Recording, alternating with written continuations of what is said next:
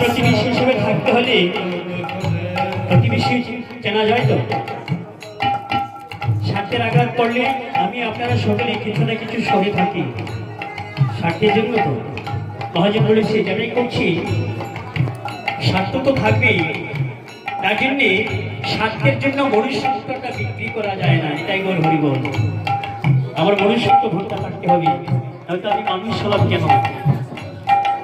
নামটা মানুষ হলে কেন? যার মান এবং ঘুষ দুটোটাই আছে, তাকে তো মানুষ বলি।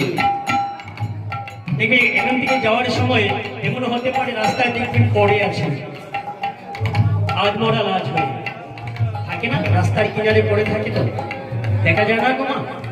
তাদেরকে মানুষ বলে কি হবে? শুধু দেহটাই মানুষের, মনুষ্যত্ব যদি থাকতো তাহলে সেটা হতো না। তাই মহাজন কি বলেছেন?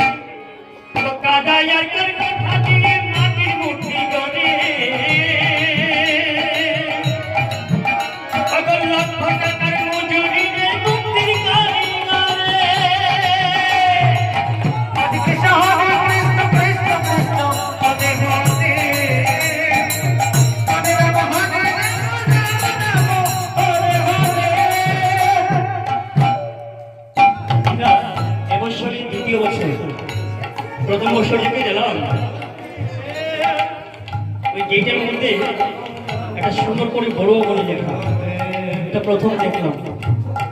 মাতাল হয়ে হরিবাসরে প্রবেশ করবেন না, বিষয়টা খুব ভালো লাগলো। সেটা কখনো কোথাও দেখি নাই।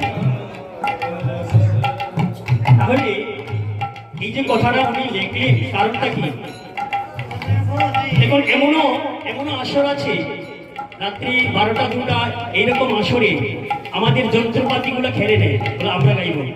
এটাই বলবো, কাছে যাওয়া যায় না। তাহলে তারাও তো ভক্ত, বলুন মা। তাহলে এই যে বিষয়টা, সেটা কিন্তু বেশি করে দেখা যায়।